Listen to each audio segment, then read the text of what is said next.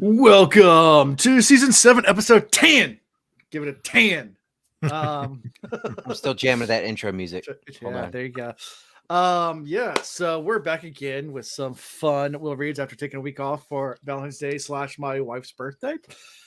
Before we get into personal life and that kind of stuff, a few little quick announcements. If you didn't check it out, we finished Warbreaker. Go check out that video. We did a live stream, but it's still available. Go check it out if you're into Cosmere.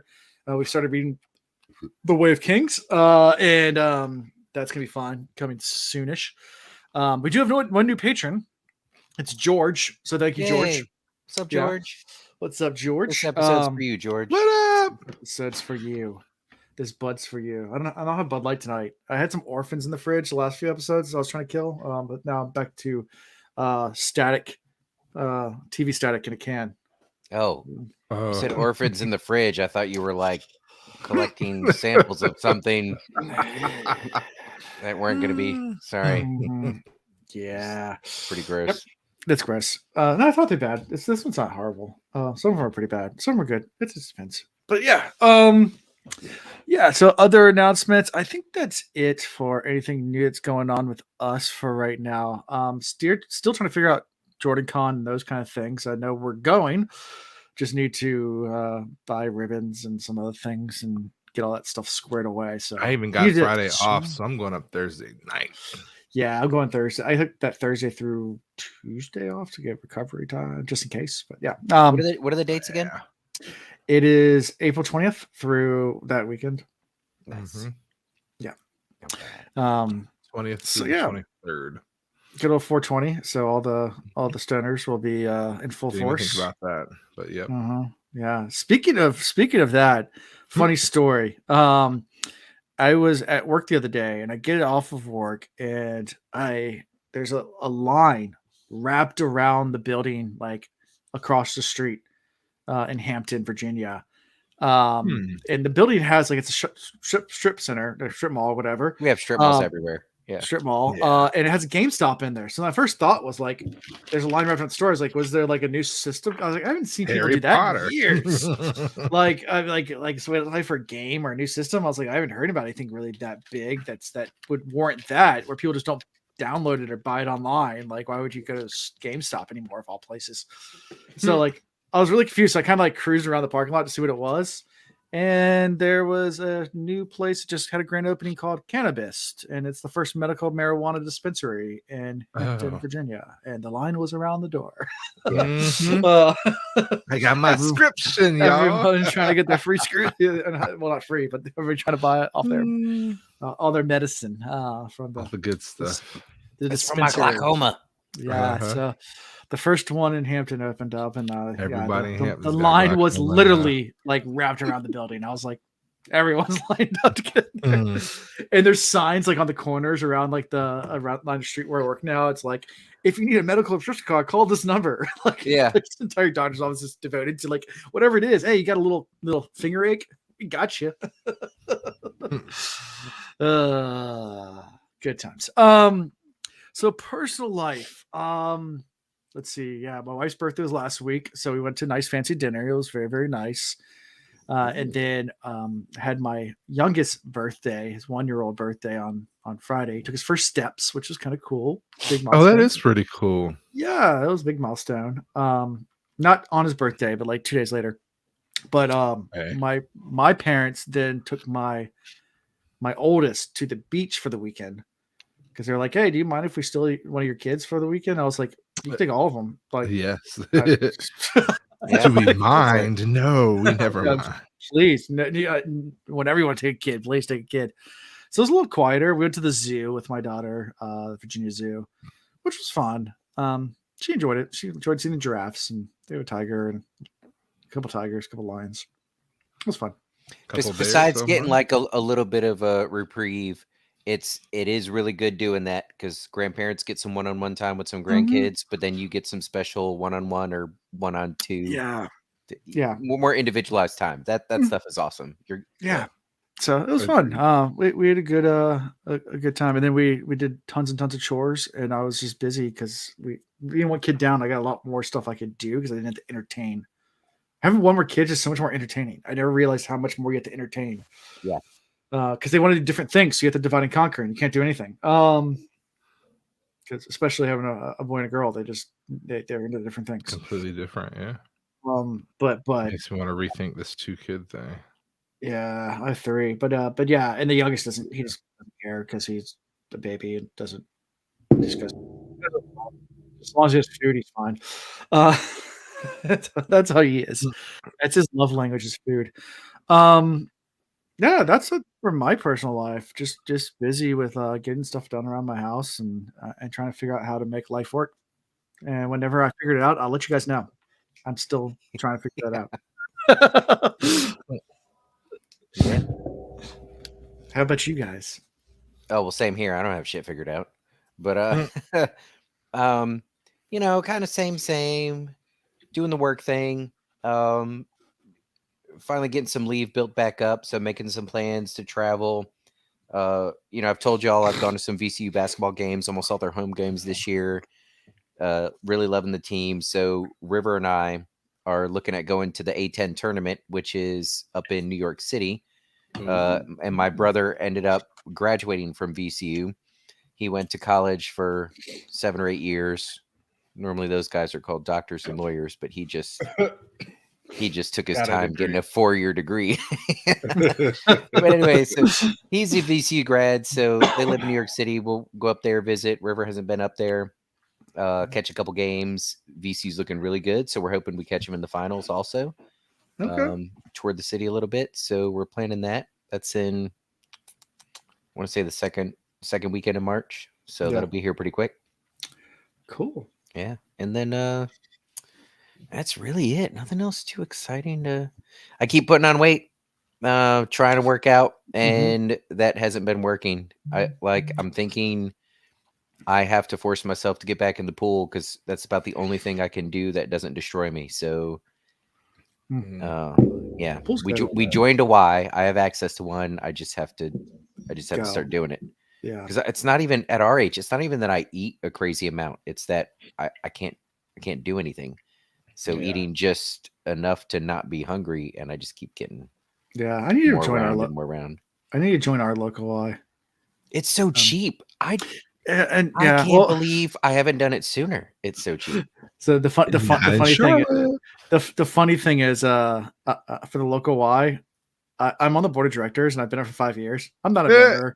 And they just asked me last week, it's like, do you want to be chairman next year? I was like, does it mean I have to actually join now? Like, you're not a member. I was like, no. Cut my family membership, and we're good. So I guess I'll join. I actually like the Y. I'm a bad board member. Not necessarily the one nearest to you, but it's not bad. Like I know the person that was in by charge us are of nice. Y. Yeah. Oh yeah. I know the one that's the girl that was woman that was in charge of the Yorktown with the director for Yorktown, Newport News, and all that. She's now actually in Petersburg and Richmond. So okay. Yeah. And let me throw this out there. Around here, it's $151 to join. Hell to the no. So that sounds like a lot, but check this out. Let's say you have little kids. And Alan, you know about this. Like they take up a lot of your time. Like you're like, how am I going to work out? And I got kids, whatever. If you join the Y, when you go to work out, you get like, I think it's up to 3 hours where they watch your kids. Now here's a cheat code. Meredith was telling me when she was in school for to become an NP, and she had to study a lot, and her kids were little. She would go check them in the daycare, ride the bike a little bit while reading one of her books, and then go into the lobby and do homework and stuff with their Wi-Fi while the kids were in daycare. So she got 3 hours of workout / study time. So when you add that up, Chris, it's $150 a month, a lot. Right. So like if you use what they have to offer. You're not spending $150 in Richmond. Speaking of cheat codes, I'm not. I know you're trying to lose weight, but speaking of cheat codes, did you know that at Krispy Kreme, they give you a free donut for every A on your report card, and they're not allowed to ask whether you're currently enrolled or whether it's a recent report card. You just have to bring one in. Bro, I had straight A's all through high school. And I'm not allowed to ask. I have all of the report cards. I know for a fact that you can still get all of your report cards from Newport News because they have to hold your records for 77 years. Heck yeah. Get my report card, get Krispy Kreme. Go request all of your report cards. Yep. Get my free donuts. I mean, technically, I'm a really old looking high schooler. All right. I'm bringing my from Man. elementary at straight A's all through 7th Heck grade. yeah. There you go. Yeah, I'm trying to avoid that, Alan. All the reasons I love moving to Richmond, like how there's such good food here and it's not that expensive. Like I'm hating it now because I'm like, it hurts to walk and I put on 20 pounds. Let's go to this little taco I bar could that take a just dump opened and up. lose 20 pounds. Gosh. And still outweigh you by twice. Yeah, the dinner we had last Tuesday, definitely I added some weight on for that. It was delicious though. You gotta treat yourself. Yeah, every now and then. Short ribs and lobster grits and red velvet cake and country ham. It was like a 5-course meal. On the red wheel velvet eats. cake. Red velvet cake all comes down to the icing. It was good. It had cream cheese ice cream with a. It was good. It was good. It was good. Thanks for talking about food. Now I'm hungry. I'm gonna snack after this. Speaking of food, my meniscus is like that of a ribeye. Marbling? So like I went in for an MRI because my knee still is giving me problems. $500 later, they're like, yeah, you definitely have a jacked up meniscus. Like it looks like you ripped it and then had it repaired and ripped it again and had it repaired. And literally it says on my MRI reading, like, looks like surgery happened and then he just messed it up again. I'm like, I haven't had any surgery. It just kind of healed itself and then you dorked it up again. Yeah. Correct. It's just been rip, heal for who Lord knows how long. And so like you could see in the MRI, like marbling in my meniscus. This was great when like I am getting really hungry now. When you're you don't need both your knees. Let me when you're young and you get injured and you never go to the doctor, and then years later you go and they're like, did you break something when you were like, I was like, that happened to me. Like literally Ian was there. I broke my neck when I was 16 years old. I didn't realize I had a hairline fracture. I never went to the doctor. I literally broke my neck.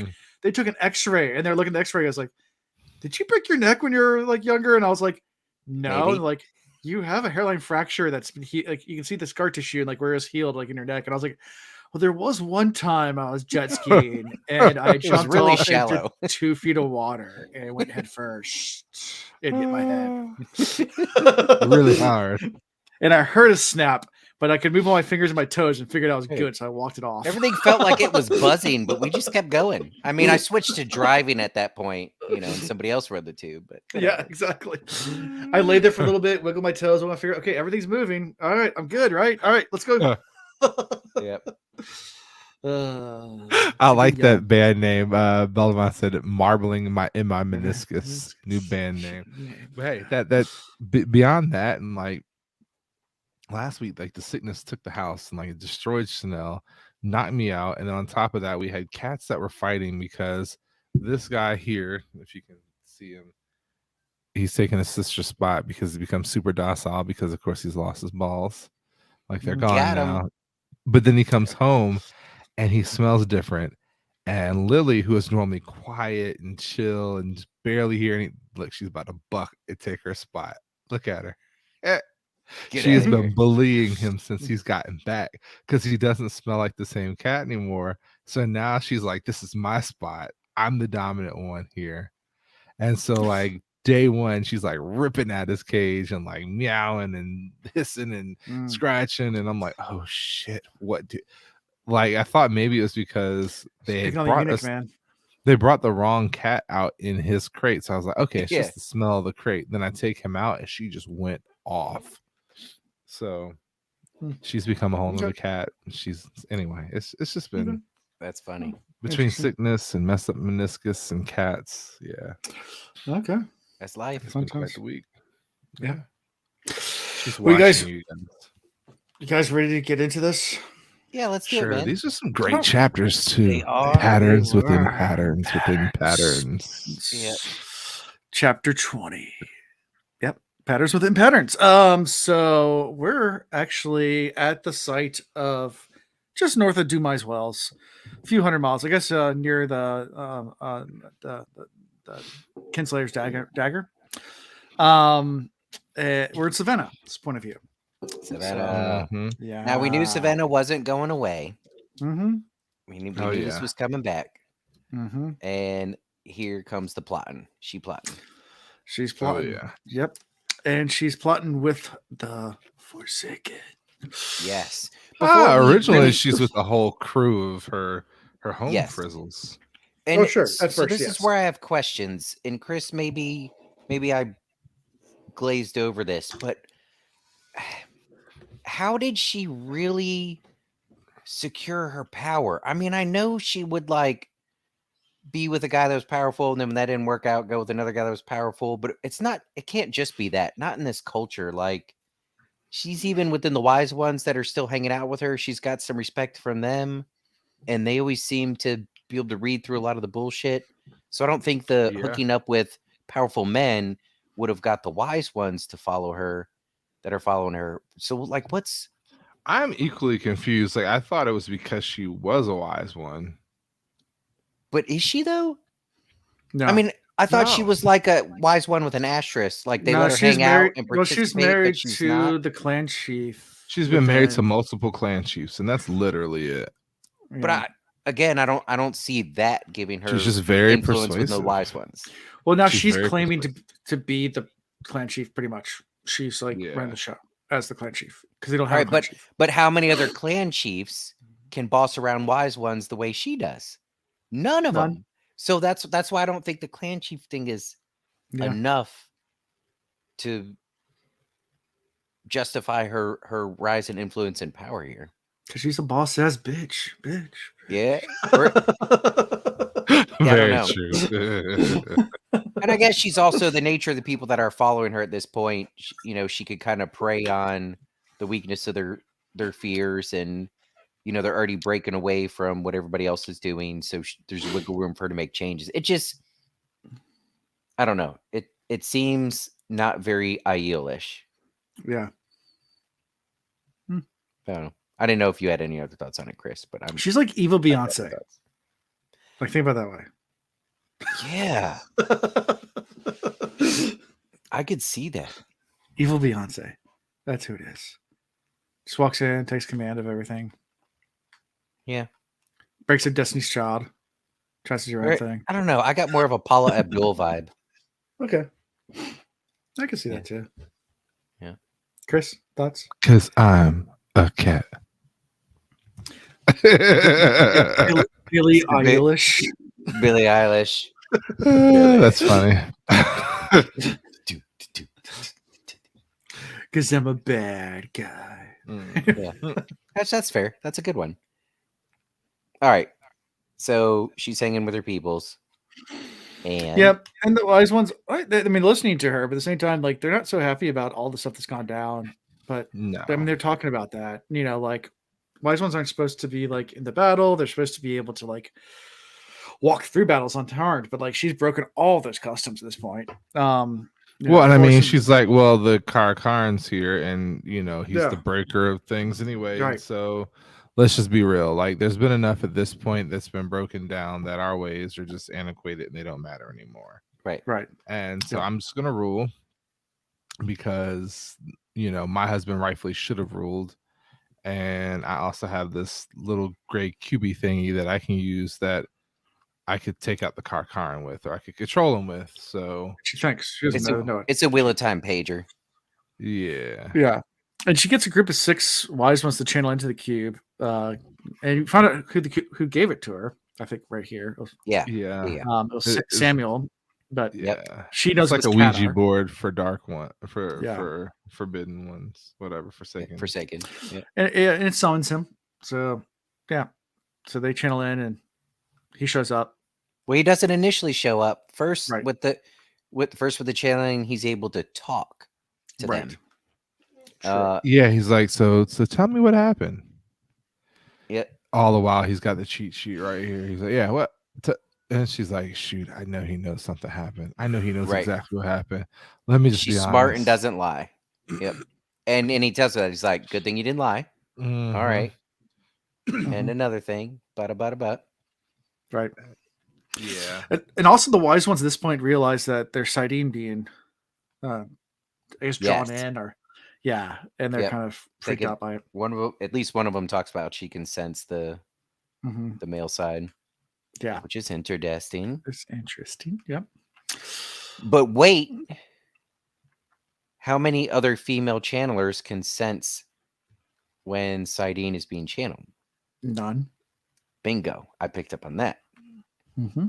So I don't know if this is just unique because of what they're channeling into and that anybody would, or like, do the wise ones here or all wise ones just have this ability that our Aes Sedai don't? But I made note of that. Maybe it'll be significant. Oh yeah, they picked that thing apart. Like if we use fire here, we could. But she's that one. The one wise one kind of sounded like, was it a Brown? What sister is it that just studies things? Browns. Yeah, Brown. She sounds like a Brown. That's it. She'd have made a great Brown. She just wants to know, test a few things. Yeah. Apply the scientific method. Yep. But so she's like, all right, look, Brosive, we need to meet. Like, I need some FaceTime. Yeah. So let's just go to this place we met before and I'll meet you there in a fortnight. And he's like, nah, just get your people to keep channeling. I'm on my way. Yeah. Like, what do you mean I'm on my way? He's like, literally on my way. Hold still. And she doesn't like she's annoyed also by his tone too. Like, yeah. Well, and he's started to become condescending. At one point, he was kind of like, hey, hi, how are you? I'm a friend. Let me help. And now he's like, power the call box too much in the wrong way, and it will melt away. I've been listening to you this whole time. You didn't even know. And guess what? I'm glad you didn't lie, because had you lied, you'd be feeling my spite. Like he's kind of over them at this point. Like, y'all failed, y'all messed up, y'all didn't capture Rand. You know, and that wasn't necessarily what he wanted to have happen. I mean, he's got this nice truce going with Rand right now. So yeah. So what would you say this is kind of a transition even in their relationship, where before she thought maybe there was a partnership and now it's very much he's starting to take control. She might not realize it yet. It might not have fully sunk in, but they're about to be full-time employees of at least one, maybe two Forsaken. Yeah. Yeah. Well, yeah, it's very clear that she thought it was a partnership based on the interactions of the other Aiels. Like, he's mad. Who cares if he's mad? You know, and they're like, well, he might be able to hear. Well, I don't care if he can hear. I hope he can hear. Like, like, what if he's like one of the wetlanders in black coats? And they're like, don't be ridiculous. Yeah. I'm like, worse than that. Worse than that. Yeah. Worse than that. You don't know what you're getting into. Yeah. Yeah. And he shows up, but he doesn't show up alone. He's arguing with Messia, who's Grendel. Another name, Grendel. Yeah. And they're arguing. And Savannah just doesn't like their attitudes towards anything, because they're like, at this point, not even paying attention to them at all. Like, they show up and like, hey, peons, just stay over there. We got to finish this between us. Right. We'll get to you in a second. Let me finish my text. Hold on. I love how like the Aiel pick up on it. These wise women are much more in tune. I feel like it's like that woman there, she has the, or they're just more open about talking about it. I think that's it. You know, they're loose lips. They don't know anything about sinking ships, but amongst themselves, amongst the wise ones, they'll talk to each other kind of freely. It seems. Yeah. But yeah.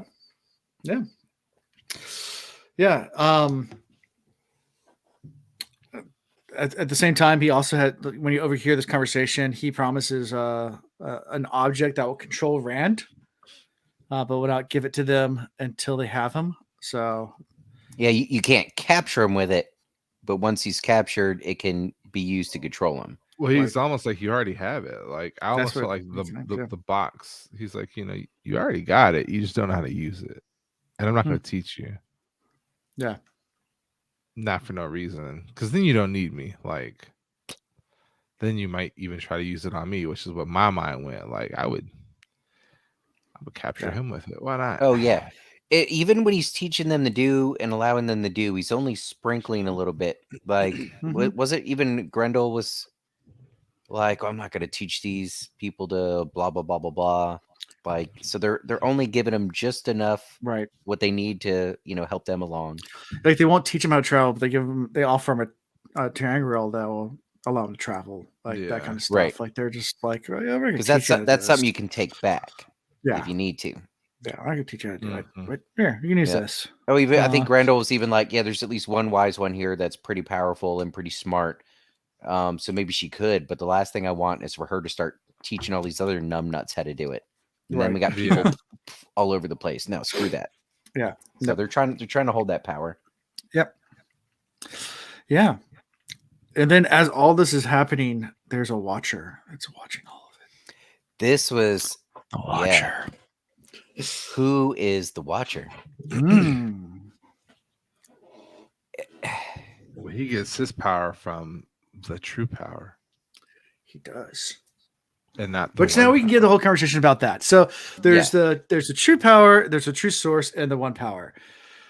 So the true source and the one power are the same. The true power comes from the Dark One himself. So it's a different power. That's the power they were trying to tap into in the Age of Legends, right? That they found and unleashed the Dark One's prison because they sensed this other source of power that both male and females can both use.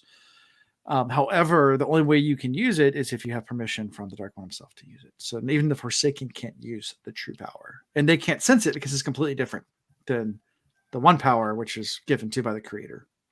Right. But we have this watcher who's using the true power. So does that mean so they can't see him because they can't sense he's doing that. His power. So are we assuming that this watcher made a deal with the devil? Yeah. To get the permission, or did he find a way to get it otherwise? Is this a true watcher that has existed even outside of the creation of this wheel? Or that is a more powerful being that was able to tap into it without permission, per se? Well, we know it strains him physically to use it. Right. Mm-hmm. Yeah. I got questions. The dark one. And he's just sitting back and listening to them and learning a whole lot. I mean, he learns about that Samuel has a truce with Rand. That he's been talking about having a truce with Rand. Right. Yeah. Right. And we're commenting on a few things, like even as they were leaving, he was talking about how she stopped channeling something. He was like, well, that's kind of stupid, blah, blah, blah. But he could still sense that Samuel was still holding on to one power. I mean, this whole thing was the whole interaction that he watched was kind of funny. I mean, Samuel even said, maybe I'm Ta'Veren myself. Yeah. So there's that conversation. And then, of course, just the remember what I'm set up to become. Like, I'm going to be Nameless. Oh, that was the other reveal. Yeah. The watcher didn't know that until now. Yeah. And was like, oh, that's why Grendel is. Okay. That makes sense. It's not, he said, oh, is that what he's using? Like, he knows he's not Nameless. This might be Nameless. Oh. Yeah. Like, that's where my mind went, was this is the real Nameless. Sure. Like, he's just observing his soldiers, from behind scenes. That's kind of where my mind. So the dark one is teasing like people could be Nameless and telling different people that hey, maybe I'm gonna make you Nameless if you work for me. So he's got different Forsaken thinking that they're gonna be Nameless. Because wasn't Domintrade also promised Nameless? Yeah, I mean, or at least or like hinted he might be Nameless. Hinted, alluded to very lightly. So the Dark One's teasing it, trying to pull strings to get the Forsaken to do stuff for him. But maybe there's already a Nameless. It even mentions that the Dark Ones like them to compete amongst each other. That's right. One of his ways he controls he's just them. Pulling strings. So this Watcher guy, do we think you know who he is? Kang. Is he one of the Forsaken? I guess that's my first question. It's Kang. I don't think it's one of the Forsaken we've been dabbling with. Okay. I feel like this will be somebody new. I mean, maybe they've been mentioned, but no. Okay. I think I'd like it better if it's like totally new and ancient and somebody that's been in this Watcher role since the beginning of all this shit. It was the Watcher. What's the Watcher? It's Stanley. Yeah, it's Stanley. Yeah, this is his cameo. Yeah, it's just Stanley. Small increases in chaos are as important as large. They will go where I send them, do as I wish, and learn to be satisfied with what I give them, as will you. Mm-hmm. Yeah. Mesa, how you pronounce it? Mesa? Mesa. Yeah, and she gets pissed that she's called that. Just like, yeah. don't call me that leave my government name out of this. He's like, don't forget, I will be nameless. And then homeboy Watcher in the background's like, he got one thing right. Mm-hmm. There's nothing wrong with just a little bit of chaos.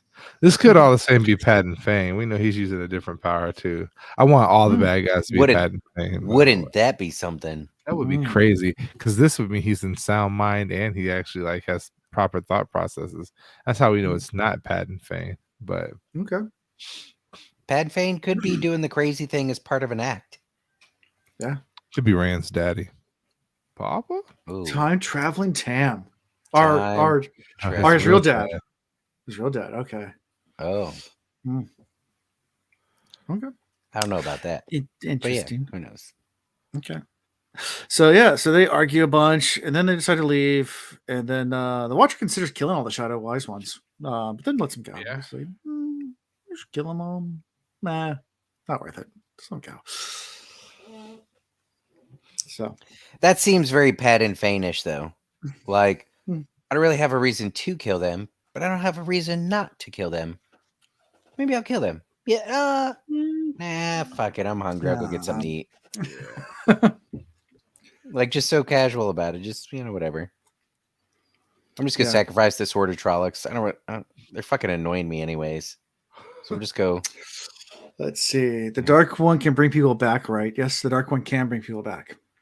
That's what someone asked in chat. He's the Lord of the Dead. So once you're dead, he's got you. Yeah, as long as they're not killed by balefire, you're right back. Balefire is real death. That's permanent death. Hey, this has nothing to do with what we're reading now, but for whatever reason, as I was listening to these chapters, it popped in my head. I started thinking about Moraine because I'm convinced she's not gone. But what if by going through there, she got stuck into some cycle like what our bow lady was in? What's her name? Birgitte. Maybe she's getting recycled again. Maybe Moraine is out there, but she just got born again. She'd be a little baby, though. So there's a little baby Lanfear and a little baby Moraine around that we're going to see in a few books. Grow up real fast. Or maybe they're stuck in Teleron Riyadh somewhere, like how Birgitte was, and somebody just has to find them and do whatever it was that Moghedien did to push him back out. Yeah, I mean, to Katie's point, it could be someone that's already died that was not balefired, because we saw 2 Forsaken come back already. Right. Right. You mean the Watcher? Yeah, that's what. Yeah. Oh, yeah. So unfair question, like you always do, Alan. Like, there's no way we have no way of knowing who the Watcher is. I'm a dark friend. That's what I do. So why are you even asking that shit? Because I'm a dark friend. And we've really just been. So we've kind of talked about people sensing that somebody was watching them, but is this the first time? This is the first Watcher perspective for sure, right? Yes. Right. So this is the first real confirmation. And we still don't get any intel on who it could be or how they originated. We just know a little bit about how they draw their power. So no guesses for you, Alan. Oh, yeah, it could be Lanfear. It's not Lanfear. Wouldn't that be cool, though? It's not, though. What if it's Moraine? Not Moraine. Corrupted by, made a deal with the Dark One to come back. But think about it, like I thought about it. It's not possible. If right, hold on, no. I thought about it. You're wrong. If she, I mean, I'm certain I'm wrong. But of all the characters that have died, when you die, the Dark One has control over you, right? Lord of Death, whatever. And so, what if there's this conversation between him and Moraine? Moraine's like, no, I was supposed to watch over Rand, and poor Lan and Swan, and I wasn't ready to leave. And he's like, well, if you make this deal with me, I could send you back. And she's probably thinking, well, I can outsmart him, or maybe by going back, I could still influence things in a way that makes it so he doesn't win in the end. It's possible. It's a stretch, but it's possible. Moraine would make that deal. I think she's full of herself enough. Yeah. Interesting. Well, that's pretty much all of it for this chapter. It's not a long chapter. There's a lot of good stuff, though.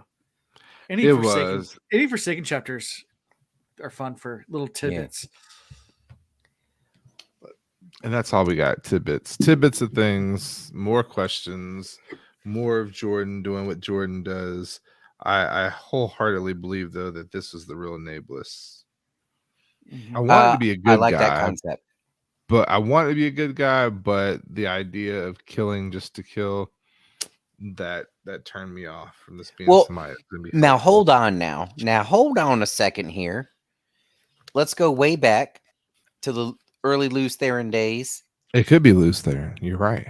Well, but remember, they were trying to work together to tap into this power. They're like, oh, new source of power that men and women can tap into and channel from, blah, blah, blah, blah.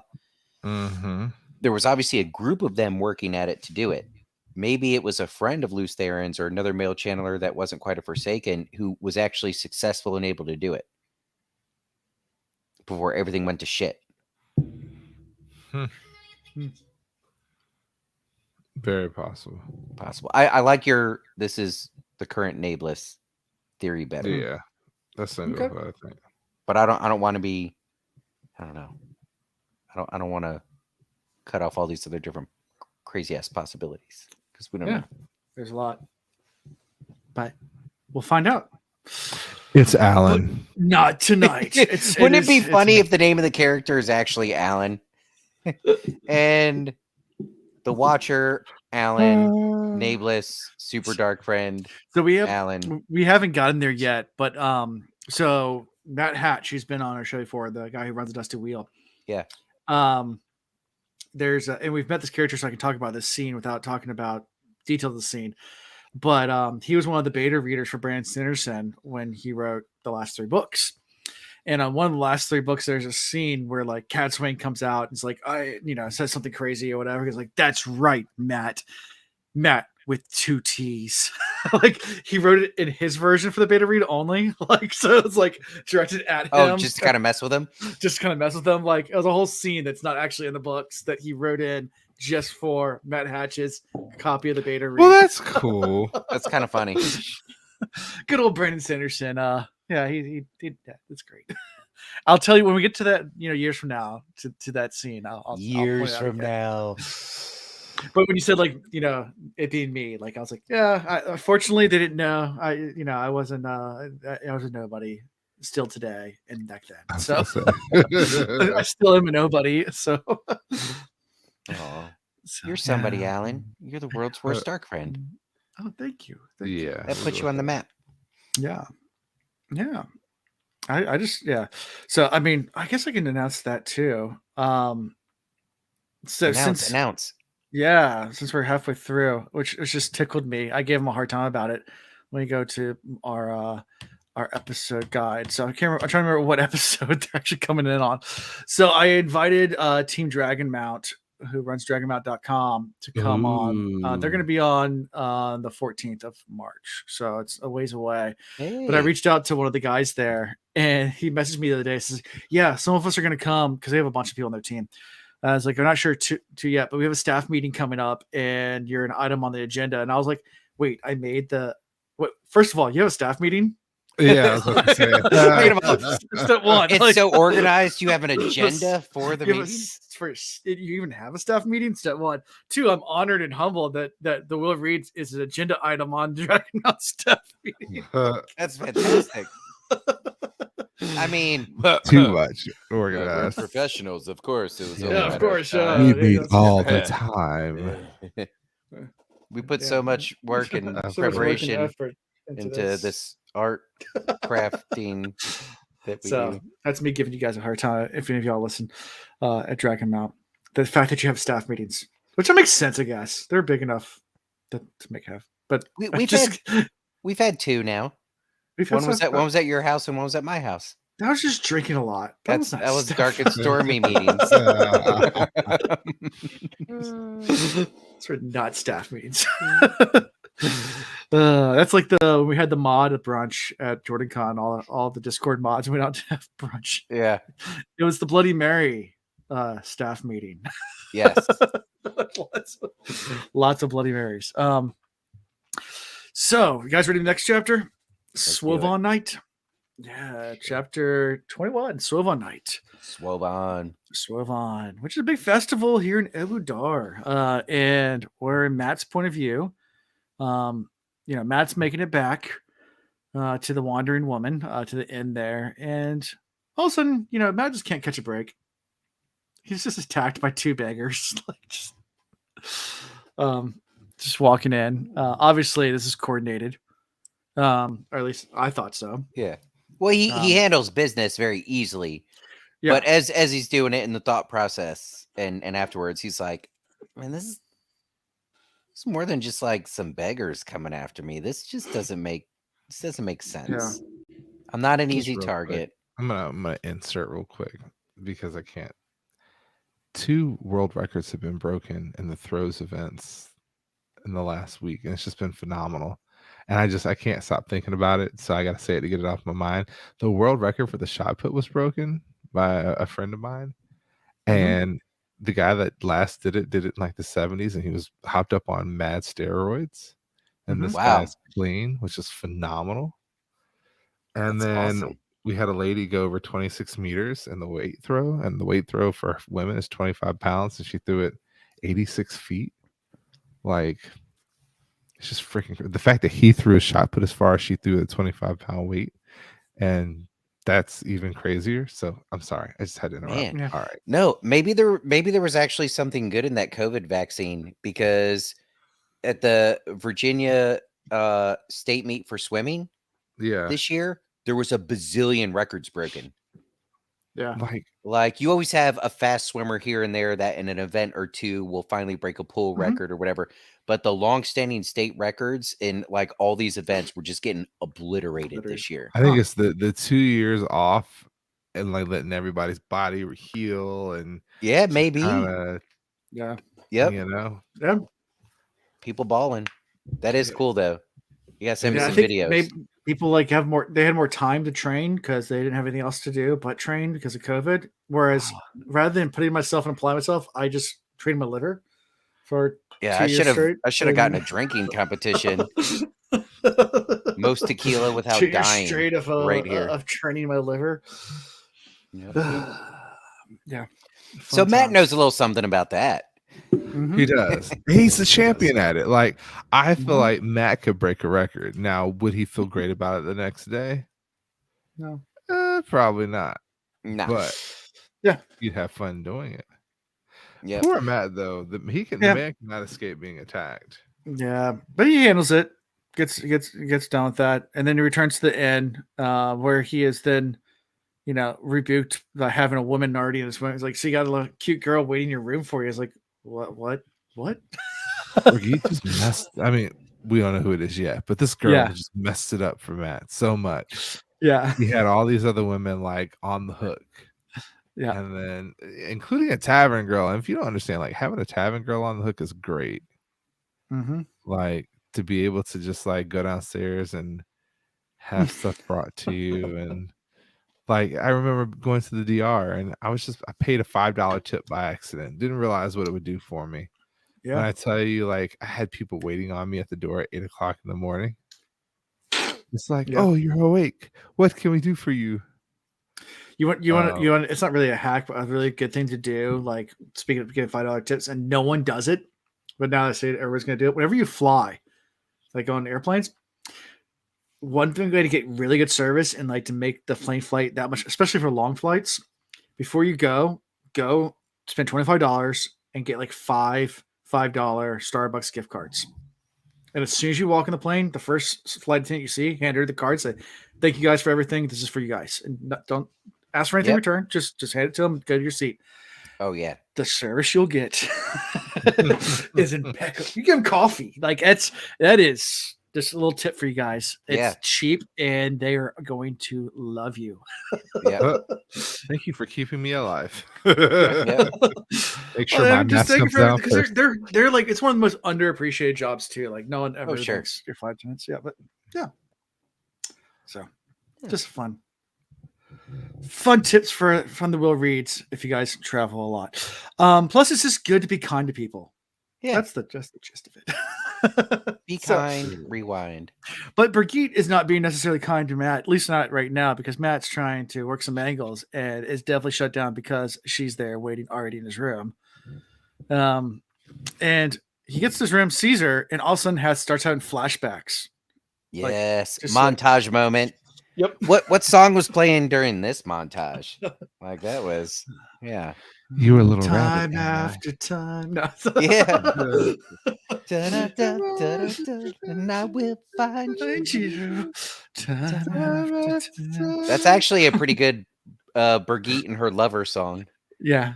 Actually, yeah. That's more appropriate there.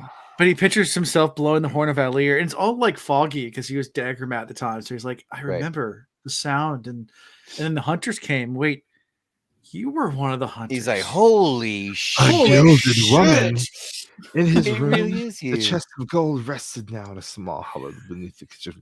Like he's just like going through it. There was no hope. With Shanshan to the west and White Cloak to the east, no hope and only one chance. So he raised the curled horn and he blew, not really knowing what to expect. The sound came, golden as the horn, so sweet he did, not knowing whether to laugh or cry. It echoed, and the earth and heaven seemed to sing. While that one pure note hung in the air, a fog began to rise, appearing from nowhere, thin wisp, thickening, billowing higher, until all was obscured as if clouds covered the land. And down the clouds they rode, as though down a mountainside, the dead heroes of legend, bound to be called back by the horn of Alir. Arthur Hawkwing himself led, tall and hooked nose, and he behind came the rest, little more than 100. So few, but all those the wheel would spin out again and again to guide the pattern, to make the legend and the myth. That, like, it was emotional, just hearing it again, having that moment where it's like, and it wasn't given to us that way back in that book. It wasn't given to Matt that way. To Alan's point, like it was a weird fog back then. Like this was kind of the first time where it all kind of clicked for him, and he saw it all unfold. You know. Yep. So then he starts talking to her and calls her out. It's like, so you're Birgitte, like the real one. And she's like, yeah, I am. But are we going to talk in the old tongue the entire time? Or are we going to do is like, oh shit. Oh no, it was more like we all, it was more like we all have our secrets though. What language are we talking in? And he's like, bada bing, bada. Oh shit. Oh, shit. That's not English. Yeah. So I had the old blood. He goes, oh no. I've seen before people had the old blood in them. They might say a word or two. You're full conversational.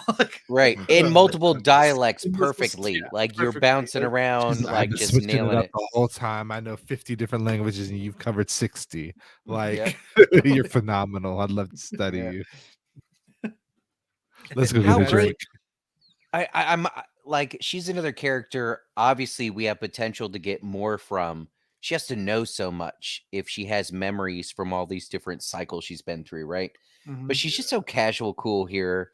Like, I kind of figure it's only a matter of time until. I mean, you had to recognize me. Like, literally, you blew a horn and I showed up. But also, we're talking the old tongue. There's some shit going on with you too. I tell you what, you don't even got to give me all the details about it. I know you got your secrets. You'll let me know. You'll let me know when you're ready. Sort of thing. Yeah. But she's got to know so much. So it's like, hurry up with the conversation. Go deeper.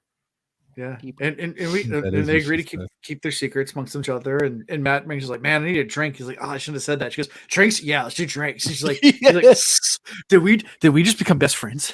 Did we just become best friends? If we chick, who's the one guy you would sleep with? John Stamos. What? Did we just become best friends? Yep. Yeah, exactly. You know, when I read this, I knew when we talked about it, that's what you would play in this section. I mean, what else? What else would you do here? Perfect. Yeah, they totally linked up. Yeah. And we didn't really get the whole conversation they have. It's more of a aftermath of the conversation. Sure. That we find out a little bit what they talked about. But cool that they had their bonding moment. And I was excited for Matt. Matt's had this weird. So I've been loving Matt this whole time. He's definitely had this attitude problem where, of course, people aren't going to respect you the way you're constantly trying to get out of stuff, and you're constantly trying to be like, "This is stupid. I want to get out of here." But then also, he's done some pretty badass things. So I guess there's a part of me that's like, Matt needs to get his credit. You know, if they would just work with him, like, and realize how strong of a player he is in this game, like he could do great things. I don't know. So it was kind of good that he was finally able to kind of meet eye to eye, talk to somebody that, you know, he could open up to a little bit better. Yeah. But I mean, they've lived lives together, whether he realizes it yet or not. Whether or not she realizes it yet or not, they have both lived lives together. Well, I didn't even think of it that way. They've existed together multiple times around. Yes. And they probably have been drinking buddies for eons. They probably crossed paths a few times before. Oh, yeah. That's the other thing. If she understands all the dialects of the old tongue that he's using, that means she spent enough time around those people to be able to pick out that dialect perfectly. So they probably literally crossed paths. Did not consider that. That's pretty cool. I wonder if she realizes that. She doesn't, not yet, but he is starting to. That'd be cool if they explore that later on, as they both kind of start to. Well, more Matt as really the starts gap to get his memories, because she's starting to lose her memories as he's starting to have his filled in. What if like a book from now, like they're just randomly chatting, you know, they're on the road riding horses together, and Matt just turns in the old tongue and it's like, "Hey, Birgitte, remember that time when we were both stuck behind this rock and they were like flinging flaming balls at us? And I was like, I'm gonna dip and dive to the left, and then you hit him between the eyes, and then like you totally landed 2 arrows, like 1 in each eye on that dude. That was awesome." And she's like, "Bro, that was 2,400 years ago. Why are you acting like that was yesterday?" Yeah, that was kind of cool. That's kind of cool. So anything from all this before we switch to Naive? No. Okay.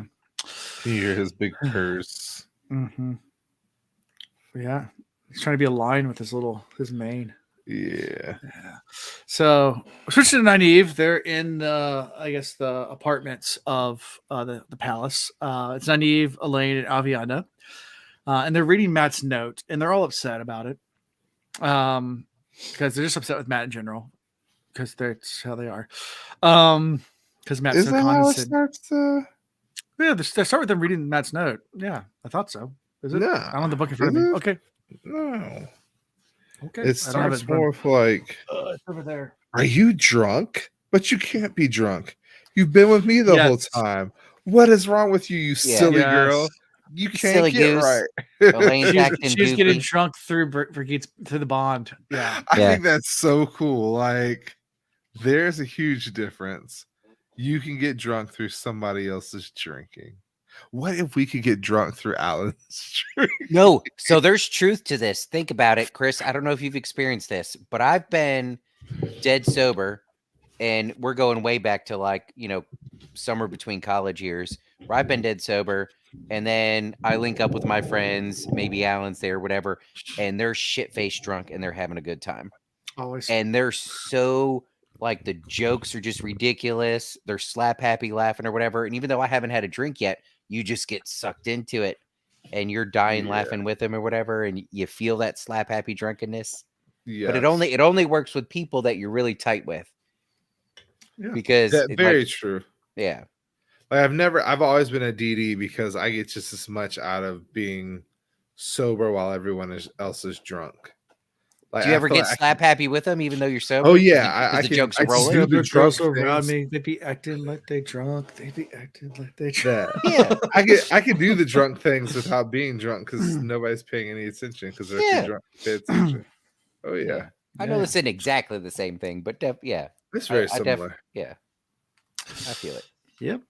So, but anyway, so yeah, that's happening. But then they start reading through Mass Note shortly thereafter. It's pretty early. Yeah. Wait, at what point did Elaine start putting skimpy dresses on Nynaeve? Let's not skip that. There was that too. That was right beforehand. Because Tom is sitting there going, "Oh shit, don't look. I'm gonna look. I don't want to look. I'm gonna get in trouble for looking, but I'm looking." It was more than just skimpy dresses. It was a whole new bodies. Yeah, like, new bodies make you with look sheer like clothing. this. Yeah. Yep. Practicing her disguises. That's right. Mm-hmm. Elaine is she's funny when she get drunk. Yeah, a little giggly there. Right. And then Matt's letter. Yeah, and then Matt's letter. Yeah. And they're wondering why about Carradine and why Thailand did not arrest him. But logically it makes sense. Like, and they talk about that a little bit. With the White Cloaks there, to arrest a White Cloak, that's kind of a big deal. It's kind of a big deal. Protection. And you can bring down the White Cloaks on you, and no ruler wants that. Right. No. Having one or two in the city, that's fine. Because somebody of his rank can never do wrong. Right. That's dangerous. His wrong becomes the new right. I was watching something about our political peoples and how many wrongs we have. It's like 80% of them have done something wrong in recent years that they should be in jail for, but they... Oh, no. Yeah. There's some guy gave a public speech the other day about that. It was like, is this NBA or NFL? Yes, and that's what it was. It was, yeah. I saw, and it was, and he listed out like this many people have charges for domestic abuse. This many people have had DUIs. It was like 84 DUIs. Yeah, 14 drug offenses, and it was like going on and on and on. It's like, so how do people raise their hands think that's NBA players? Yeah, it's like, no, it's Congress. Yeah. I was like, damn, I'm in the wrong profession. Yeah. I could literally get away with murder. Well, yeah. All right, we don't need to go down that rabbit hole. You are correct, Chris. Live in the bathroom. Let's go back to drunken. Elaine. Yeah. So, drunk Elaine and they're wondering about Thailand. They don't understand Thailand's position with the White Cloaks, but Tom's the one who actually explains it, saying like, "Hey, like she can't arrest a White Cloak like that, especially that high ranked one. Like she's playing the game still. Days de Mars goes everywhere." Yep. Yeah, and this is the part where after this, that's where Elaine starts to even get more bizarre and starts doing the disguises. Yeah. And puts not even as a sea folk woman, like. Yeah, that was the good one. Yeah. Pretty much naked. That's where Tom was like, I shouldn't be here, but I'm here, so I'm gonna get in trouble for this. I'm looking. Yeah. Going back to the letter, it's like, hey, the boy wants us to do this, and the boy wants us to do that, and Tom's like, the boy is your age. He's a man. Yeah. He has thoughts. He has feelings. Y'all the ones messing up and not doing the right thing. Like, and then you have Avian in the background. Y'all got toe. Big toe. Yeah. Well, that comes up after Birgitte comes in. Yeah. Mm-hmm. Yeah, that comes a little later. But yes. At some point, Elaine realizes Birgitte must be drunk because that's how it's affecting her. And that's right around the time that Birgitte stumbles in. Like, trash. Yeah, they're like, where is Birgitte? All she had to do was deliver a message to Matt and come right back. What's taking her so long? Da-da-da-da-da. And she busts through the door, stumbling. It's like, hold just now, before you say anything, let me just go to my room real quick. Stumbles into the room. Splashes water in her face, tries to get her shit together, and she's like, all right, time to deliver the actual message. Yeah. She's like, man, Matt and Beslan, they can drink. Yeah. A lot. You ever try to go toe to toe someone that like can drink, like especially when you're younger? Like now I'm that guy. Well, not anymore. I was that guy. I don't drink as much as I used to. But when I did become that guy for a while. But Yeah. when I was younger, like, yeah, I met people in the bar. I'm like, yeah, I could drink with you. And like, they just start pounding. And like, next thing you know, like you can barely walk. Like, but do you remember the days where we would race each other to chug a pitcher? do you remember the guy? And we would do it multiple times. Yeah, but there's the guy at Skinner's, the old bar, that he got banned from because they got upset with him chugging at bars, but he could do it all in one gulp.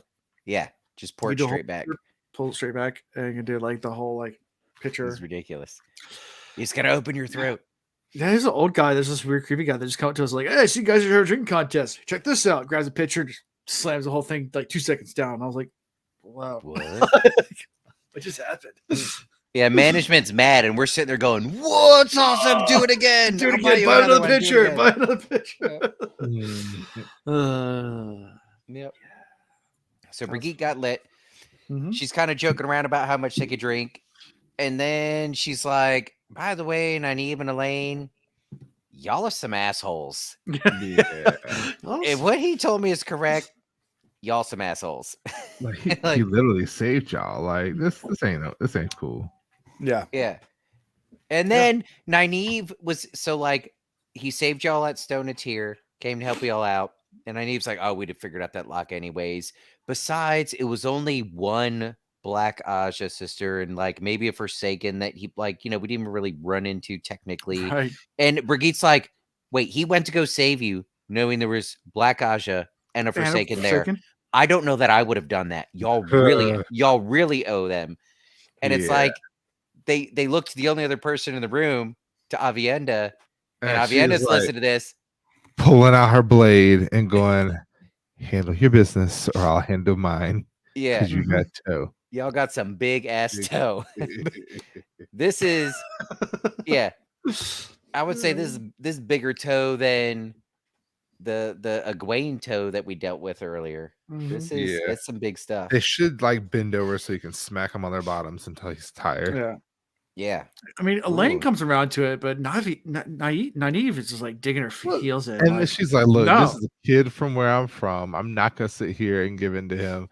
You damn right he came to save me. That's part of his obligation, being a ward under me. Like, it's just Matt. Yeah. Yeah. So on the Elaine thing, I think the nuance of it's not that Elaine wants to do right by Matt. She wants to do right by Avienda. Bingo. And I think that's interesting. Their bond and their relationship that's developing, and they're both, when we've had their perspectives, they're both trying to come to terms with this sharing Rand thing, but in doing so, like they're really learning to appreciate each other. And like there might be, it might not just be, all right. So the love triangle might not just be here's Rand and straight lines to 3 different women. There might be there, and then between these 2 women, then over to that woman. But then sometimes when these 2 are together, it's also with Rand, but Rand has to look the other way when it's with this woman, that woman, and it's it's a love clusterfuck. They go from love triangle to gangbang. That's what I was thinking of. There we go. You got my mind. There we go. That's the love triangle right there. And Nynaeve, though, I'm more and more convinced that I've been talking about She's this. Childish. Well, I've been talking about this since almost the beginning of Eye of the World, about emotional laziness. It's kind of what I call it, but it's where you just run to that one emotion that you're comfortable with. And it could be a trauma response. It could be a defense mechanism, whatever. But like when she loves somebody, let me act angry with you. When I'm worried about somebody, I'm going to act angry. When I care about, when I'm sad about, it doesn't matter what emotion is at the base of it, the source of it, I'm going to project anger. So maybe that's part of her block, because anger is the only thing she could channel with. maybe part of undoing that block is her actually becoming a little more emotionally angry. Well, don't do the always angry thing. I mean, that would work, obviously, but I think it's going to take some emotional maturity and like being able to recognize, hey, I'm sad, or I'm worried, or I'm happy, and I'm not afraid to show my happiness because I'm not worried about it being taken away, and actually explore all the emotions. And maybe that's what's going to help her get through her block. Because this Matt thing, yes, Tom was pointing out, hey, same age as you, whatever, but she was like ravenous, just so mad at Matt, and it doesn't quite make sense. It seems very out of place. Remember why she left the Two Rivers? Why she left Edmonds Field?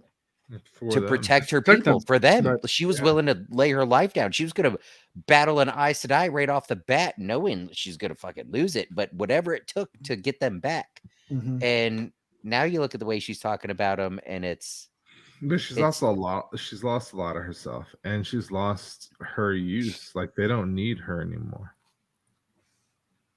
Because of this block, it might feel that way. Yeah. I mean, I feel you. She's struggling with stuff, but it doesn't matter what she's struggling with. What she projects, what she shows everybody is anger. That's it. That's the only emotion she allows to come through. Yeah. So she's got to work on that. And Matt doesn't deserve this. No, not at all. And now that Avienda and Birgitte know it, I mean, Nynaeve is not going to get out of this. Yep. And that's how we end this chapter, with them saying, "You got toe. You got lots of toe. Fat toe." Yeah. Is that cat scratching or you scratching? That's the cat. He's licking his cone. Oh. Because he can't balls. I see the cone of shame. Yeah, there it is. That's perfect. It's so annoying, but it's like, if I kick him off, he'll start crying. So I'd rather just put up with that. So let him with the cone. It's fine. Yeah. We got a little noise in the background. It's fine. Yeah. It's a cat. That we're just haven't had to edit in so long. I'm so excited to remove. Those of you listening, I left my dog squeaky toy in. I'm gonna leave the cat licking a cone in. That's okay. And you got to dig deeper. That's the sound of a cat licking a cone, but what they're trying to do is lick their balls that don't exist anymore. We're just doing ASMR night. We're just doing some ASMR. I just wish I could lick myself down there, but I can't. Someone's gonna lick the cone. I'm gonna lick the cone. Years since I could do that. Oh yeah, not that flexible. It's like whenever I get home from work, my dog's at our front door, just licking the window. Like the schnozberry tastes like schnozberry. Like, what do you like? Is that how you say hello? She's like, just going to town, like looking the window, like what? Yeah, that's how retrievers say hello of any type, any kind of retriever. Yes. That's totally normal. I can't lick you, so I'll just lick the window over and over and over again. Yeah. Okay. Yeah. So you guys ready for the final chapter tonight? 26. I'm gonna grab my water. You grab water? Yeah, it's in the other room. Okay. So, like 2 minutes. 2 minutes. I'll take 2 minutes. I'll take 2 minutes. We'll do 5 then. Just to make it. We'll be back at 9:50. Okay, we're doing a break, guys. Sorry. Going on break. Not to play music or something. Let me see. What do I got? Let's put a Be Right Back banner and music. Maybe. Oh, stop.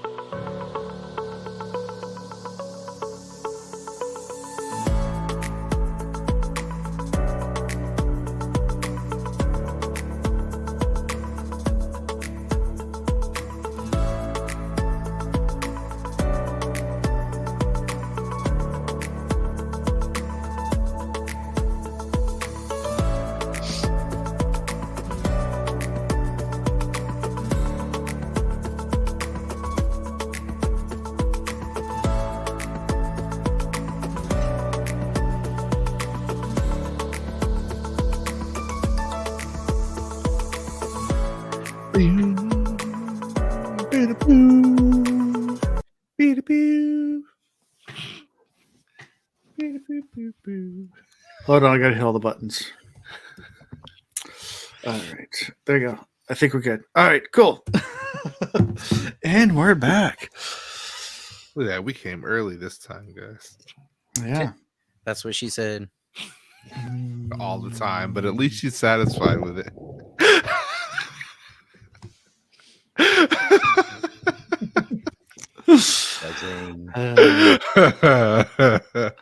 Yeah, see, that went forever. Chapter 22, Small Sacrifices. Have you noticed that? You can tell we're in relationships. We watch what we say more often. That's what she said, and giggity has not happened a lot lately. No, it hasn't happened as much. And I don't know what you meant to say about I've been in relationships since we started this, so I don't know what you guys are talking about. You. We're going on 10 years marriage. You've had your third kid, so there might that. be giggity, but like you're like, I don't want to say it too loud. If we giggity tonight, maybe if it's the fourth kid, I don't know. Yeah, October will be 10 years, so of marriage. That's why it's like, Good times. So chapter 22, Small Sacrifices. So Elaine and Neve go apologize to the Wandering Woman. Of course, Matt's in his room and not answering the door, because I've been exactly where Matt is right now when someone's trying to talk to me. And Nynaeve is going begrudgingly to begin with. She's like, he's not here. Yeah. Let's leave. Yeah. Elaine's going to apologize. Nynaeve is looking for any excuse to not do this. Yes. Yeah. This is peer pressure at its finest. Well, you add in the fact that Elaine has some ideas of her own about how to go about this whole process. She definitely doesn't want to go with that. Nynaeve, that is. She's like, there's no way I'm bowing down to this boy. He will do exactly what I tell him to do when I tell him to do it, and that's going to be the end of the story. And Elaine's like, no, we owe him one. Like, we've been mistreating him. Like, so yeah. You know, in a few chapters back, a few episodes back, I was talking about how like Matt just needs his opportunity to do what he's been doing, and these girls see it, and then maybe they would realize, oh shit, there's more than meets the eye, sort of thing. And I don't think this is it, but I think this is setting the stage for that to happen. Mm-hmm. So Elaine is going through the motions because she thinks she ought to, and she's trying to be very political about it, and just, all right, this seems fair and equitable, and we're making concessions. I don't think any of this matters. All it's doing is opening the door for Matt to be able to be with them more, and for the real shit to go down, and then be like, oh shit, this ain't the Matt we knew. So that's really, that's where my excitement is. This is all very cool, but I don't want to enjoy it too much because it kind of feels like rubbing Nynaeve's nose in it. And while I think she needs an attitude adjustment, I don't think she needs it by having her nose rubbed in it. Like, she doesn't want this at all. So I wasn't as happy about the Nynaeve part in this as maybe I thought I would be, because it's not sincere. And there's still a lot of struggle there. But anyways, I think it's setting the stage for something good. I feel like our chat has turned into Terminus, by the way. Terminus. I've missed it. What are they talking about? I can say that now that I've watched it a little bit further than that, and Walking Dead. Talk about eating my leg. Chris's leg. His marble leg. Poor Hey, Bob. I told you how I'm struggling with food, and you were talking about perfect marbling, and I'm sitting here going, yeah, wrap it in bacon, throw it on the smoker. Sun butter. I get it. Yeah. So they finally go inside, and that is like not even moving, hungover. Thinks they're the help. Yeah, thinks they're the help. Get out. I say get out. It hurts. Oh my god. Yeah, I had just don't leave me alone. Yeah, I've been in this place before after a very hard night. Do you remember your first hangover? Do I remember my first one? Yes. Oh no, I don't, because I was I'm not yes. Right. I can talk about mine. You don't have to talk about yours. I was 4 years old. Oh, okay, yeah. No, I'm not counting those. I think I had one of those. I just didn't know what was happening to me. But my first, it's my fault, intentional. I made adult decisions hungover. High school, I think we were only 16. It was New Year's. I remember John Reynolds and Liz Newton were there because Liz had bourbon that she snuck from her parents that was in a water bottle. Mm-hmm. I don't know if you remember that New Year's, but I got messed up. Yeah. And when I got home, both my parents were there, and they were like, "Hey, you're a little late, da da da," and they're hugging me. They're like, "You fine?" And I'm trying to play it off. I thought I was playing it off, but looking back, they had to know I was wasted. Trash. Yeah. So the next morning, my parents, they had to have talked about this. They had to plan it out. What are we going to do? They woke me up at 7 a.m. after I'd gotten back at like 1:30 in the morning. And my mom was like, "Hey, got a list of chores you got to take care of." And I was like, "But Mom, I can't." And Dad follows up with like, "You will do the chores." You know, when Dad uses that voice, you're going to do it. Step one was vacuuming the entire house.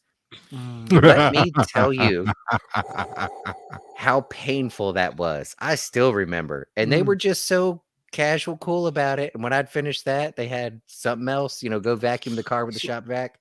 Just one thing after the other. Pure pain. So when I was 4, my dad threw a kegger for the company he worked, or he had a company, and threw a company kegger, and some of his workers thought it'd be, some of the guys I worked with thought it'd be funny to teach the boss's son how to pump the keg and serve everybody.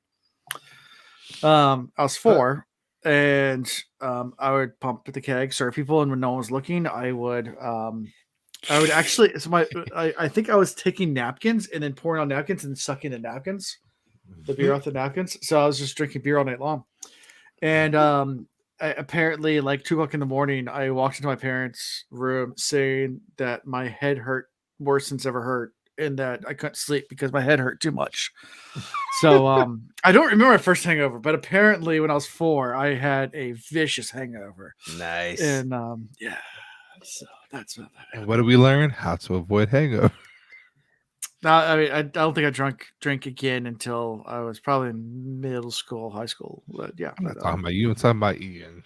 Ian, yeah. Well, no, we didn't learn anything from those lessons, and no. That's. I would say it went downhill from there, but we had really good times with our crazy days, so I'm not mad about it. I've never had a hangover.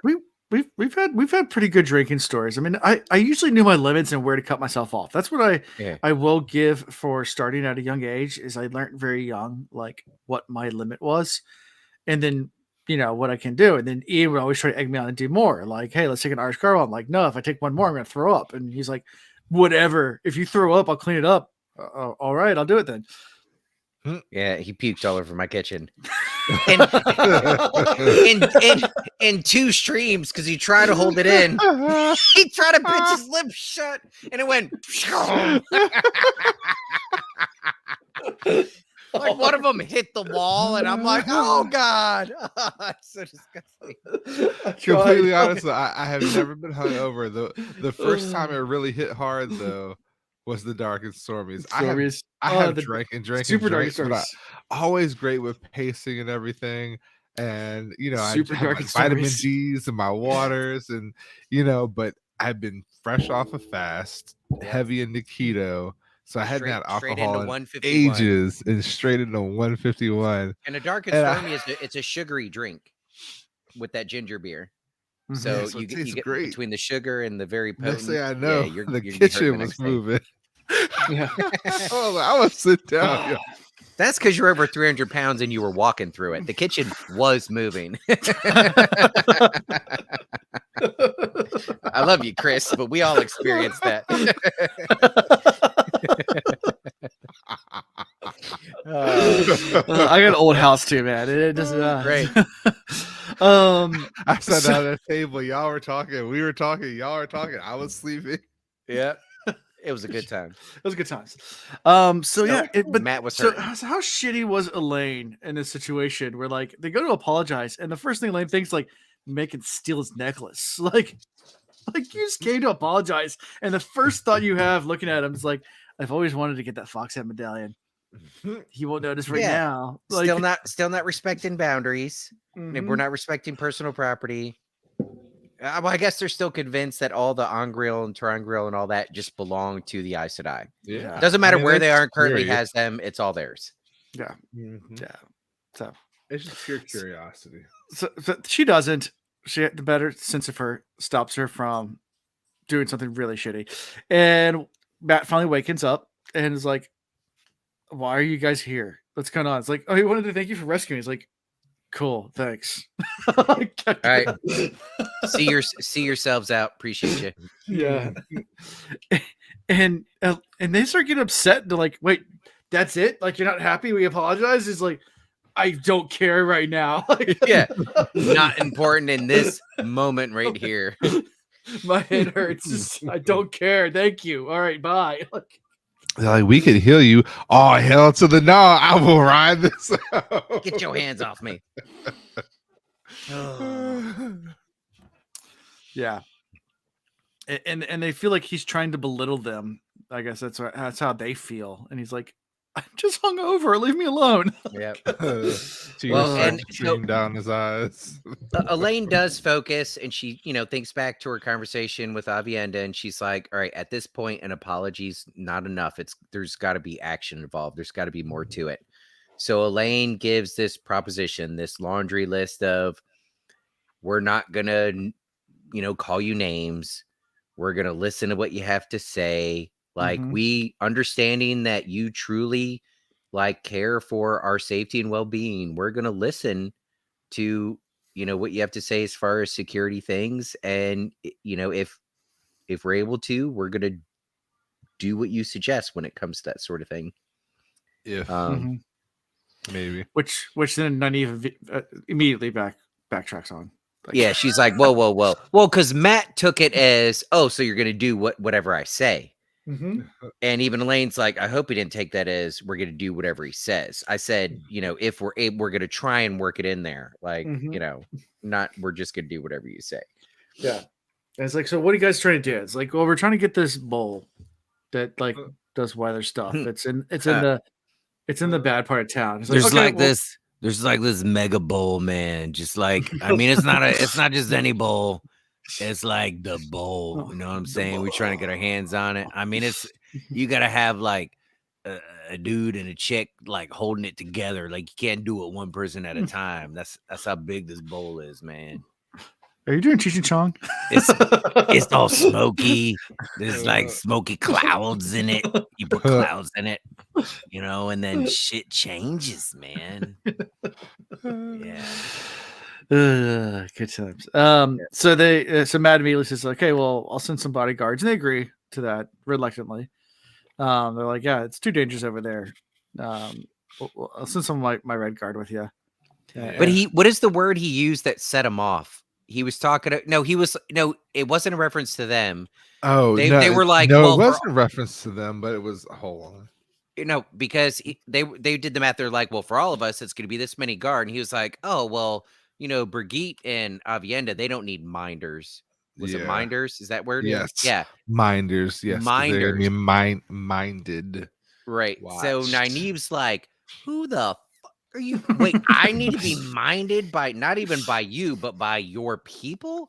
Oh, no, he didn't. Like, she was fuming. Nynaeve was just along for the ride here and spending the entire time just trying to keep her temper under control. She wasn't truly participating in this. Yeah. Yep. So they eventually do agree reluctantly, although Nynaeve's kind of fireworks are going off a little bit with Nynaeve because she doesn't want to apologize really. So it's No. half-hearted. And 2 is not happy about Matt being able to order anything around. Because she can do everything herself. Doesn't Right. need she doesn't need no man. I don't need no man.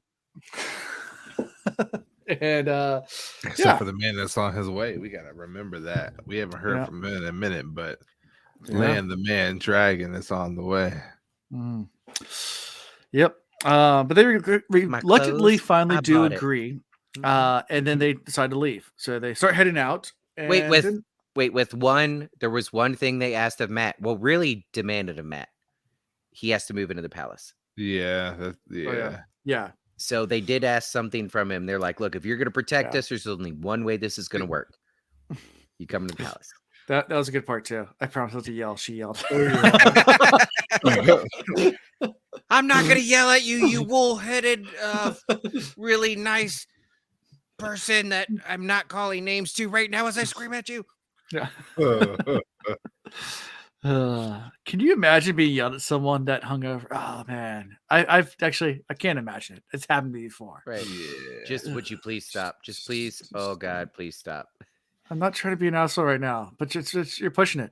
Yeah. There was even a moment where he was about. There was even a moment he was about to Ralph, and like Elaine with she channeled with the power, opened the window and dumped whatever bucket and got it in front of him so he'd have a barf bucket. Like he gave her a thank you, like look, like it's coming. I appreciate it. Thank you. Right. That was actually pretty nice of Elaine. It to like, was. you know, I mean, and maybe she just didn't want to see the mess. Remember, Elaine's been through this.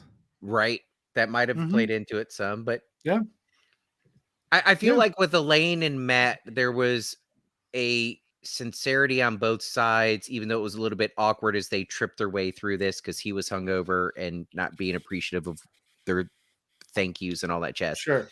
It was Nynaeve was very much an outlier and it just, not sincere and strange. But again, like I said, I'm hopeful that this is setting the stage for an aha moment.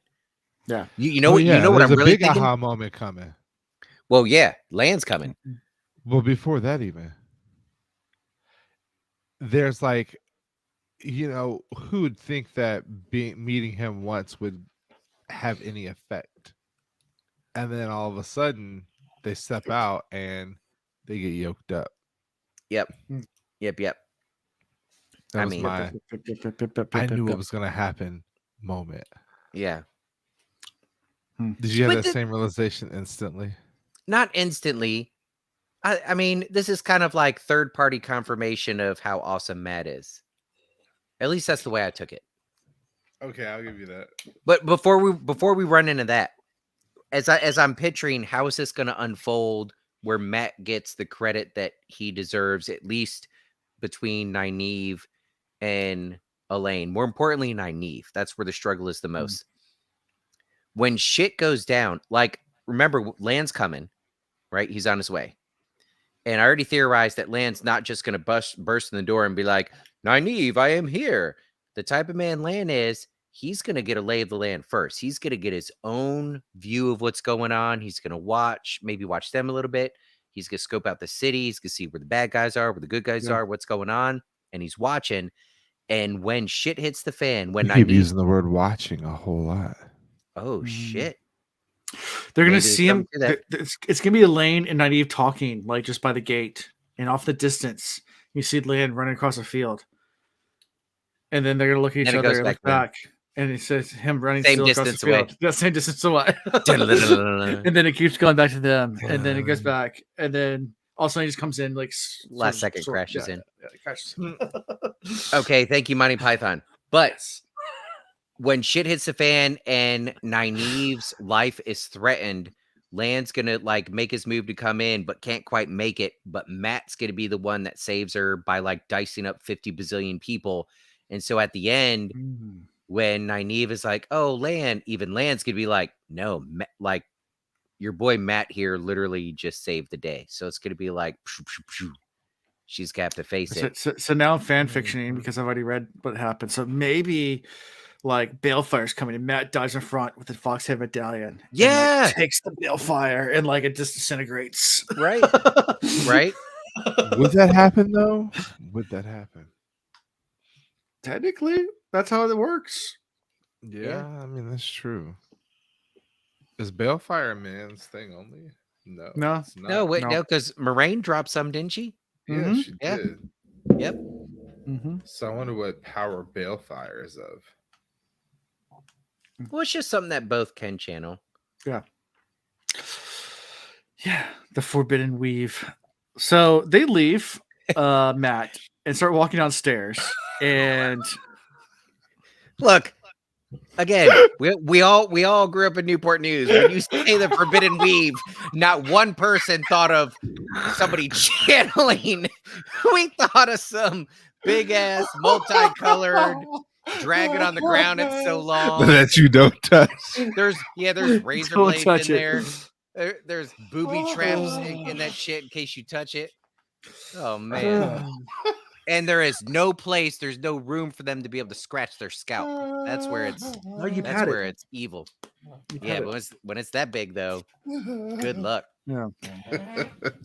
Anyway, sorry. Speaking of which, Chanel managed to get tickets to go see Beyonce with her sisters. I would go to a Beyonce. When I tell you, I I tried to get them for her in Georgia because I couldn't get them in Charlotte, and the cheapest ticket was $453. The most expensive was $4,378. I was like, nope, will not happen. I am told that's a show you don't want to miss, though. I hear you got to do it. Her sister got in line for tickets, virtual line for tickets for Charlotte, and their mom was like, "We just want to make sure y'all go," and gave them the money. I was like, "Oh, what a gift!" No, that is. They're like 8 rows off of this thing on stage. Oh, they about to have a time. Ooh. They are. That's awesome. That's a good seats. 8 rows off. That's unbelievable. Yeah. All right, I'm sorry. I see what you did there. I see what you did there. All right. Speaking of up close and personal, they walk out of the room with Matt and get snatched up into the next room. Yeah, immediately by Sattel. This is great. Sattel. That's great because we finally. Who the hell are you? It's like, I'm the innkeeper. That's who I am. And like, she's like, you're in my establishment. You're gonna sit down and listen to what I have to say. They're like, do you not know who we are? Flashing their rings. I don't give a damn about your ring. I know who you're pretending to be. I've seen Aes Sedai, and you ain't it. Even if you could channel, don't believe you. And by the way, why you fucking with my boy Matt? Okay, if you got beef with Matt, you know who else you got beef with? Take off the earrings. Yeah, right. She's unclipping. She pulling them hoops out. She had big old hoop earrings. She pulling them out. Be like, hold on. Yeah, about to throw down. Yeah, I'm taking you down to sisters. I'm saying sisters of the palace. They'll teach you some lessons. Like, well, what if we are one of those sisters? Like, you ain't shit. You ain't about nothing. All of a sudden, Nuck If You Buck comes on in the background. Oh, everybody listen. Everybody wanted to be Aes Sedai till it's time to do Aes Sedai shit. Y'all know nothing about that. Wearing those rings. I've met she gets all pissed and then Nynaeve gets mad about it, channels and wraps her up. She's not even phased. She's like, at least one of you can use the power. Are you done yet? Are you done? Like almost sarcastically, like, oh no, you've wrapped me up in the power. You want to be Aes Sedai? She's like, I got the ring. I wrapped you up. I channeled you. Like, what else can I do? Yo, I said I look at that. Like, well, it's like, but then you learn about this other group of women that are around that can channel. It says, I'm going to take you to them, and you better not still fake it with them. Like, just go ahead, But I need to know: were you banished, or do you leave on your own, or like, tell me, how did this work out? Tell me how this worked out. Like, obviously. You're trained somehow. Nynaeve gets smart. Like, oh, you're right. You're right. Nynaeve gets smart, or she gets compelled. This is a dramatic. Remember how she was super angry before. This made her even more angry for Nynaeve to make this transition, either she got super smart and realized something that who knows? Maybe or she got Taviran. I think you. I felt compelled. Maybe Mm. I don't know. Oh. It was a drastic shift, even so much so that Elaine was like, "Wait, this is I'm gonna trust you, maybe, but I don't understand where the hell you're going with this." Mm.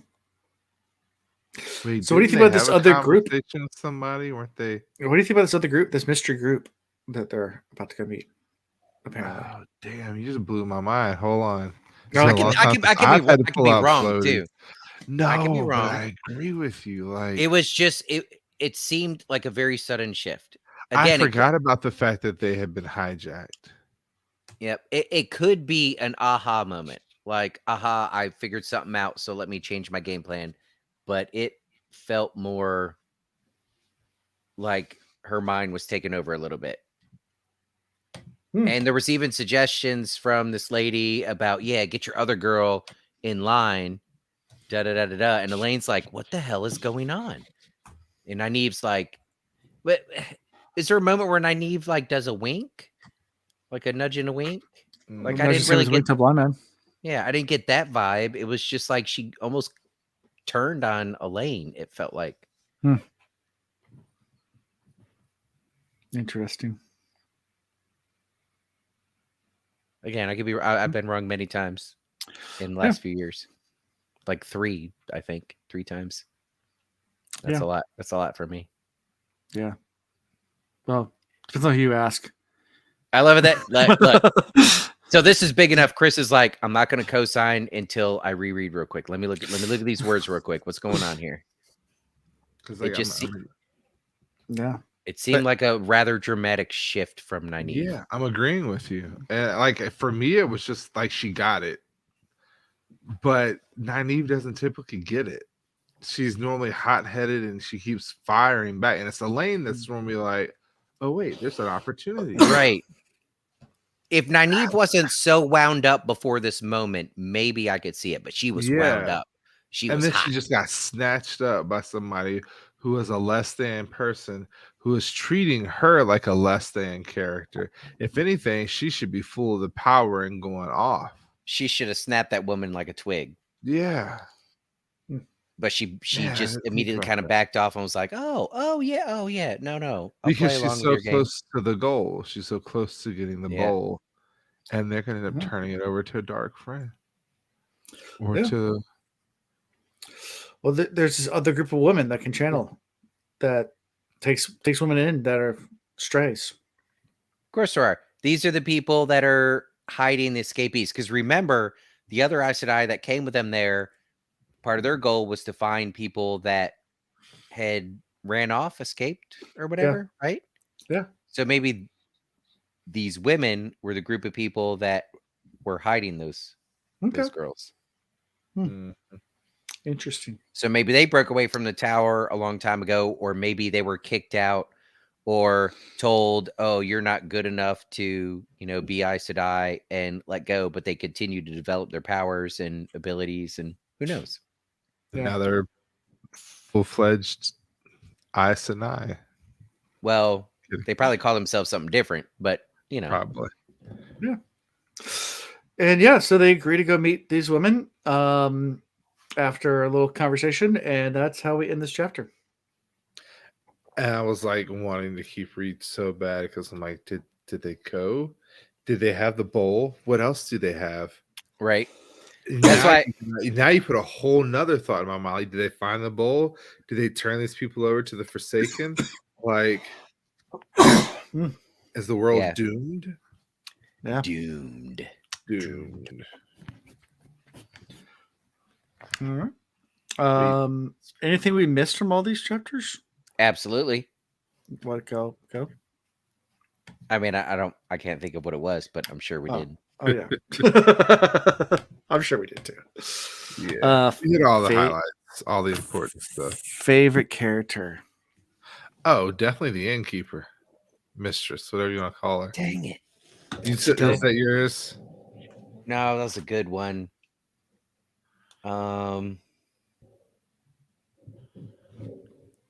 Gosh. I'm gonna go with. It's a little cheesy, but I'm gonna go with The Watcher, only because the amount of mystery that's around The Watcher right now has just got me sucked in. Did your cat just sucker punch you? Took the microphone. I think it just jumped on the microphone. All I saw was his headset got halfway ripped off. Now I can't hear him, and he had this "what the fuck just happened" look on his face. The mic dropped. Had to be a cat. The cat was like, done. Can you hear me? Yeah, we can hear you.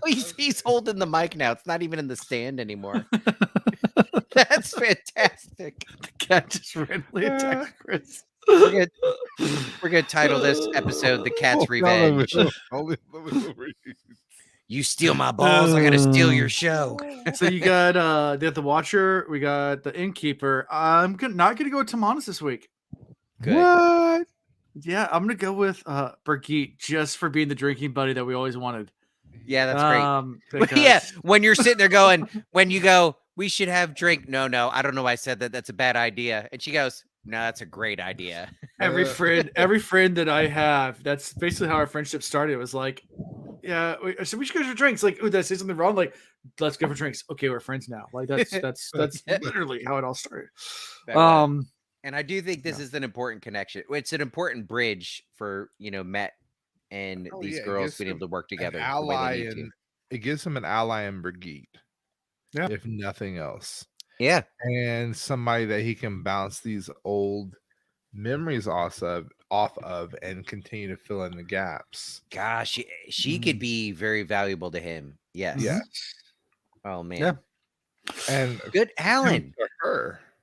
Alan. Now it kind of adds a little bit of solidarity to the little boy being her husband claim. I am still liking that. I've not abandoned that. Okay. I was gonna say, Alan, that was such a good pick. I'm gonna give you 1 point. So let me look at your totals.